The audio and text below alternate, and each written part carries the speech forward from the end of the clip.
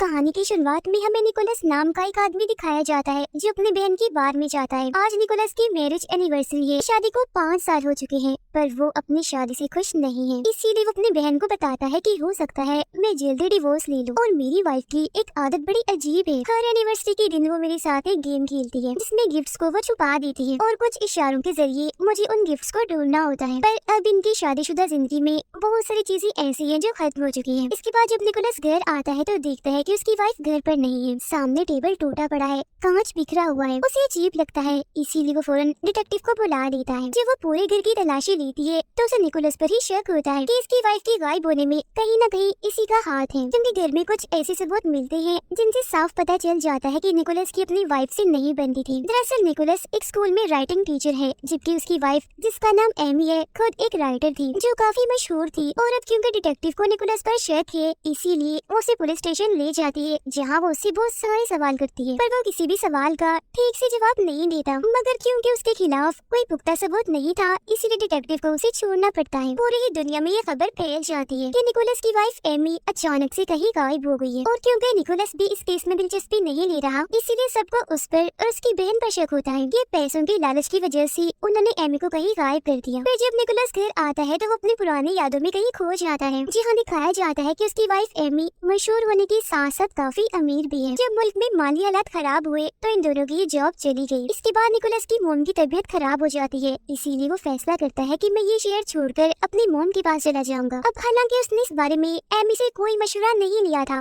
उसकी मर्जी नहीं पूछी थी, पर फिर भी वो उसके साथ चली जाती है। पर कुछ दिन के बाद उसकी मोम की मौत हो जाती है, मगर अभी भी वो इधर ही रहता है, वापिस अपने घर नहीं जाता। निकोलस की आदत अब ऐसी हो गई थी कि उसका दिल ही नहीं करता था काम करने का, तो इसीलिए एमी ने उसके लिए एक बार खुलवा दिया जिसे वो अपनी बहन के साथ चलाया करता था। वो खुद काफी आलसी हो गया था, मेहनत से भागने लगा था और तो और एमी के साथ उसके रिश्ते भी खराब होने लगे थे। उनकी काफी लड़ाई होती थी, उसे वो काफी मारता पीटता था। जिसके बाद निकोलस की एक स्कूल में राइटिंग टीचर की जॉब लग गई, जहाँ उसकी मुलाकात एक लड़की से होती है और बहुत ही जल्द इन दोनों के बीच ताल्लुक बनने लगता है। अब कहानी वापस मौजूदा वक्त में आती है, जहाँ डिटेक्टिव को निकोलस के घर पर खून के निशान दिखते हैं, जिस वजह से उसका शक निकोलस पर और भी पक्का हो जाता है। पर डिटेक्टिव को पड़ोस के लोगों से पता चलता है कि एमी खुद को निकोलस के साथ महफूज नहीं समझती थी और इसीलिए उसने एक गन भी खरीदी थी। फिर जब वो वॉशरूम में चेक करते हैं तो वहाँ उन्हें एमी के सैंपल मिलते हैं, जिन्हें वो लैब भिजवाते हैं और जब उसकी रिपोर्ट आती है तो पता चलता है कि एमी का बच्चा होने वाला था। पर निकोलस को जब ये बात बताई जाती है तो वो साफ साफ मना कर देता है, कहता है कि उसका बच्चा नहीं हो सकता क्योंकि मुमकिन ही नहीं, हमारे बीच ऐसा कोई रिश्ता नहीं। डिटेक्टिव को उस पर शक होता है, इसीलिए वो उसकी किसी भी बात का यकीन नहीं करती। और अब यहाँ उनकी पड़ोस की एक औरत आती है जिसका भी बच्चा होने वाला था। वो बताती है कि मैं एमी की बहुत अच्छी दोस्त हूँ, वो हमेशा से बच्चा पैदा करना चाहती थी, पर निकोलस ऐसा नहीं चाहता था, उसने एमी के साथ ऐसा कोई रिश्ता रखा ही नहीं। अब निकोलस को ये सुनकर उस औरत पर ही शक होता है, क्योंकि उसे यकीन था कि एमी अपने पड़ोस में किसी से भी इस तरह की बात नहीं कर सकती थी, न ही वो इनसे दोस्ती करना पसंद करती। ये बात वो डिटेक्टिव को भी बताता है, पर फिर भी उसे यकीन नहीं आता।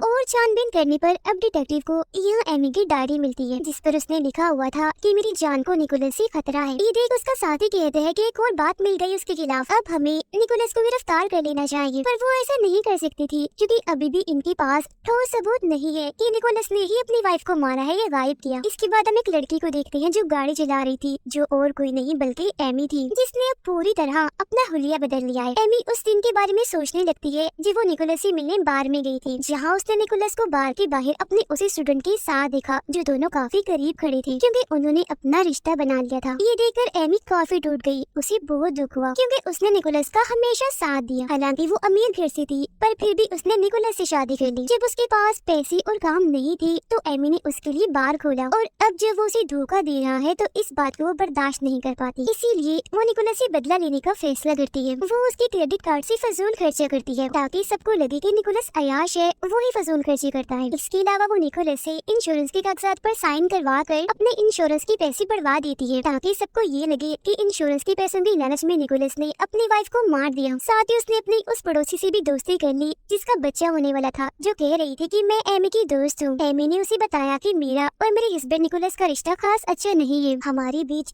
हर वक्त लड़ाई झगड़े होते रहते हैं। ऐसा उसने इसलिए किया ताकि वो अपनी पड़ोसी की हमदर्दी हासिल कर सके। इसके अलावा उसने वॉशरूम में जानबूझकर अपने सैंपल छोड़ दी ताकि पुलिस को लगे कि क्योंकि एमी प्रेग्नेंट थी, उसका बच्चा होने वाला था, इसीलिए निकोलस ने उसे मार दिया, क्योंकि ऐसी औरत जिसका बच्चा होने वाला होता है उसे मारने की सजा कड़ी से कड़ी होती है। वो अपने जिस्म से अपना खून भी निकालती है और उसे फर्श पर डालकर साफ करती है ताकि उसके निशान पुलिस को मिल जाए। और वो हमेशा अपने हस्बैंड के साथ एनिवर्सरी के दिन गेम खेलती थी, जिसमें कुछ इशारों के साथ निकोलस को गिफ्ट ढूंढने होती थी। पर इस बार उसने गेम तो खेली मगर क्लोज इशारे उसके लिए नहीं बल्कि डिटेक्टिव के लिए छोड़े। और वो अपनी बहन के गिराज में जाता है और ये देखकर काफी हैरान रह जाता है कि किसी ने बहुत सारी चीजें खरीद कर यहाँ रखी हुई है, क्योंकि ये उसके कार्ड से की गई शॉपिंग थी। ये उस सामान को चेक करती है तो पता चलता है कि फजूल सामान के साथ साथ यहाँ वो हथियार भी है जिससे एमी का खून हुआ है। ये देखकर उसकी बहन काफी घबरा जाती है, क्योंकि निकोलस के साथ साथ वो भी इस केस में फंस सकती है। पर वो इन चीजों को ऐसे ही छोड़कर वहाँ से चला जाता है। मगर डिटेक्टिव जो हमेशा से उसका पीछा कर रही थी, यहाँ वो अपने साथियों के साथ आती है और कत्ल वाला हथियार उन्हें मिल जाता है, जिसके बाद दोनों बहन भाइयों को गिरफ्तार कर लिया जाता है। पर कुछ वक्त के बाद निकोलस को जमानत मिल जाती है। वापस आकर वे काफी अच्छी लॉयर वकील से मिलता है और उसे सारी बात बता देता है। साथ में ये भी कहता है कि मेरी वाइफ एमी के साथ मुझे कभी भी महफूज सा महसूस नहीं हुआ, कहीं न कहीं उसका ज़हनी तवाज़ुन खराब था। इसके बाद निकोलस एमी के पहली दोस्त के पास जाता है, जिस पर एमी ने इल्जाम लगाया था कि इसने मेरे साथ बदतमीजी की और जबरदस्ती के इल्जाम पर उसे गिरफ्तार भी करवाया था। उससे बात करने के बाद निकोलस को पता चल जाता है कि एमी मुझसे बदला ले रही है। उसने अपने दोस्त के साथ भी बिल्कुल ऐसा ही किया था और अब वो एमी की दूसरी दोस्त से मिलने जाता है जो बहुत ही अमीर होता है। ये अमीर दोस्त निकोलस से बात करने से मना कर देता है, क्योंकि आज भी वो एमी से प्यार करता है। एमी को हम देखते हैं जो छोटे सी टाउन में रहती है। वो अपने पड़ोसियों के साथ जब बाहर थी तो तभी उसके पैसे गिर जाते हैं, जो उसके पड़ोसी देख लेते हैं कि इसके पास इतने सारे पैसे हैं और फिर जैसे ही रात होती है वो उसके घर आकर उसके सारे पैसे लूट कर चले जाते हैं। अब उसके पास कोई पैसा नहीं था, इस बात से दुखी होकर वो रोने लगती है। इन हालात को देखते हुए वो अपने उसी अमीर दोस्त को कॉल करती है जो उसे आज भी प्यार करता है। वो उसे मिलने के लिए बुलाती है और जब वो आता है तो वो उसे बताती है कि निकोलस हमेशा मुझे मारता था, मुझ पर जुल्म किया करता था, मेरी जान को उसे खतरा था, इसीलिए मैंने वो घर छोड़ दिया और अब मैं वहाँ वापस नहीं जाना चाहती। जिसके बाद उसका दोस्त उसे अपने घर में ले आता है और कहता है कि तुम कुछ टाइम यहाँ रह सकती हो, यहाँ पर कभी भी कोई नहीं आता।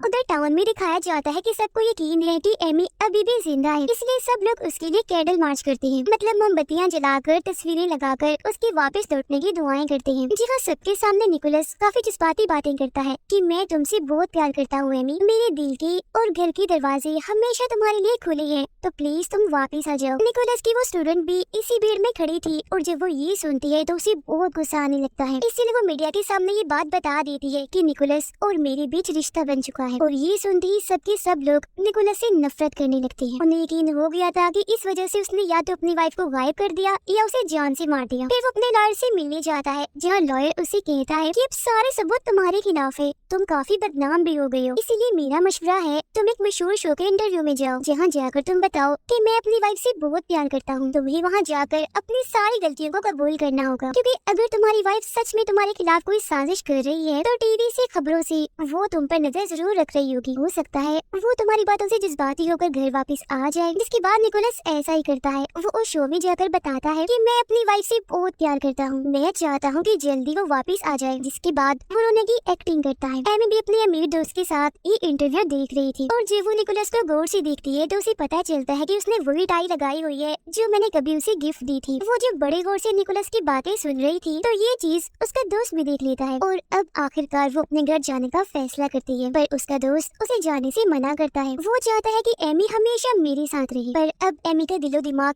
कहीं न कहीं बदलना शुरू हो गया है, इसलिए अब उसे अपने इस दोस्त पर गुस्सा आने लगता है, क्योंकि वो उसे जाने नहीं दे रहा, रोक रहा है। जब उसका दोस्त वहाँ से चला जाता है तो वो अपने जिस्म पर चोट के निशान बनाने लगती है। फिर रात को जब उसका दोस्त काम से वापस आता है तो वो उसे बहाने से कमरे में ले आती है और वहाँ जाकर बड़ी बेरहमी से उसे मार डालती है, इतनी बेरहमी से कि उसके खुद के कपड़े और जिस्म भी खून से भर जाते हैं। जिसके बाद वो वहाँ से निकलकर गाड़ी लेकर वापस अपने घर आ जाती है। जी हाँ, पूरा का पूरा मीडिया पहले से ही मौजूद था, जो एमी को देख लेते हैं कि वो जिंदा है और खून में लथपथ है। एमी को पर निकोलस भी अपने सामने दिख जाता है और वो सीधा जाकर उसके गले से लग जाती है। पर निकोलस को यकीन था कि वो कितनी बड़ी धोखेबाज है, तो जरूर ये भी उसका कोई नया प्लान है। इसके बाद उसे हॉस्पिटल ले जाया जाता है, जहाँ वो सब डिटेक्टिव्स को बताती है कि बचपन में जब मैं स्कूल में पढ़ती थी तो मैं और मेरा वो अमीर दोस्त एक दूसरे की काफी अच्छी दोस्त थी। हमेशा ही वो मुझे खत लिखा करता था और फिर एक दफा एनिवर्सरी वाले दिन वो मेरे घर ही ही आ गया। मैं अपनी जान बचाने के लिए भागी, पर डंडे से उसने मुझ पर हमला कर दिया, जिससे मैं बेहोश हो गई और इस चीज का फायदा उठाकर वो मुझे अपने जेल वाले घर में ले गया, जहाँ उसने वो सब कर दिया जो उसका दिल किया। और अगर आपको सबूत चाहिए तो आप उसके घर जाकर सीसीटीवी कैमरास को चेक कर लें। दरअसल वो कैमरास के सामने जानबूझकर ये एक्टिंग करती थी कि मेरी दोस्त ने जबरदस्ती मुझे यहाँ रखा हुआ है और वो मुझ पर जुल्म भी करता है। पर यहाँ वो डिटेक्टिव जो इस केस को शुरू से देख रही थी, उसे कहीं न कहीं एमी पर शक होना शुरू हो जाता है और निकोलस की उन बातों पर यकीन आने लगता है जो शुरू से वो कहता आ रहा था। वो डिटेक्टिव फिर उससे सवाल करती है कि अगर तुम्हारी दोस्त ने तुम्हें अगवा किया तो कत्ल वाला वो हथियार जिस पर तुम्हारा खून लगा हुआ था वो उस गैराज में क्यों और कैसे आया। वो इस बात का जवाब नहीं देती, उल्टा गुस्से में उससे कहती है कि शुक्र करो मैं वापस आ गई, अगर मैं वापस आती ही ना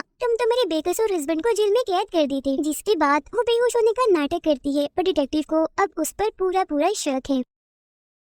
इसके बाद निकोलस उसे अपने घर ले आता है और कहता है कि बस कर दो, अभी ड्रामा नाटक बंद करो, मुझे पता है कि तुम बिल्कुल ठीक हो और अपने अमीर दोस्त का कत्ल तुमने ही किया है। और वो इतनी चालाक थी कि पहले तो वो ये चेक करती है कि निकोलस के पास कोई रिकॉर्डर तो नहीं, ये मेरी बातें रिकॉर्ड तो नहीं कर रहा, जिसके बाद वो सारा सच बता देती है। पर इसका क्या फायदा था, क्योंकि निकोलस की बातों का किसने यकीन करना था, क्योंकि अब तो सब एमी के साथ थे। आगे वो बताते हैं कि जब मैंने तुम्हारा इंटरव्यू देखा तो मुझे यकीन हो गया कि तुम्हें मेरे लिए सबसे बेहतर हो और इसी वजह से मैं वापस आई हूँ। अब निकोलस अपने लॉयर और डिटेक्टिव से मिलकर ये सारी बातें उन्हें भी बता देता है। इस पर डिटेक्टिव कहती है मेरे पास उसके खिलाफ कोई सबूत नहीं है, उसने अपना बचाव करने के लिए अपने दोस्त को मारा है, इसीलिए अगर ये बात सबके सामने लाई भी जाए तब भी उसे गिरफ्तार नहीं किया जाएगा। फिर रात को निकोलस जब अपने घर था तो एमी उसे अपने साथ ले जाती है और निकोलस को देखने से लग रहा था कि वो अब एमी से डरने लगा है। फिर अगली सुबह एक रिपोर्टर इनका इंटरव्यू लेने के लिए आने वाली थी, तो उसके आने से पहले एमी निकोलस को समझा देती है कि तुम्हें वो सारी बातें मान लेनी होंगी जो मैंने प्लान की थी, यानी कि क्रेडिट कार्ड से शॉपिंग तुमने की थी, तुमने मुझ पर हाथ भी उठाया था, क्योंकि पहले हमारा रिश्ता ठीक नहीं था पर अब सब ठीक हो गया है। पर वो ऐसा करने से साफ साफ मना कर देता है कि मैं तुम्हारे साथ रहना ही नहीं चाहता, तुमसे डिवोर्स चाहता हूँ। जिस पर एमी उसे कहती है कि मैं तुम्हारे बच्चे की माँ बनने वाली हूँ तो तुम मुझे नहीं छोड़ सकती। ये सुनकर निकोलस एकदम काफी हैरान रह जाता है, इसीलिए गुस्से में उसे कहता है कि ऐसा मुमकिन नहीं, हमारा वैसा कोई ताल्लुक नहीं था। जिस पर एमी कहती है कि मैंने उसके लिए भी प्लान कर लिया था, तुम्हें याद नहीं, पर मैंने वो रिश्ता बना लिया था तुम्हारे साथ, इसलिए अब मैं तुम्हारे बच्चे की माँ हूँ। ये सुनने के बाद निकोलस अपने कंट्रोल से बाहर हो जाता है, उसके पैरों से जमीन निकल जाती है, इसीलिए वो फिर से उसे मारने लगता है। कहता है मैं तुम्हारे साथ कभी नहीं रहूंगा, तुम ऐसी इतनी गिरी हुई हरकत कैसे कर सकती हो। जिस पर वो कहती है कि तुम्हें मेरे साथ रहना ही होगा, कि पूरी दुनिया तुम्हारे खिलाफ है और कल को जब तुम्हारा बच्चा पैदा हो जाएगा तो उसके दिल में भी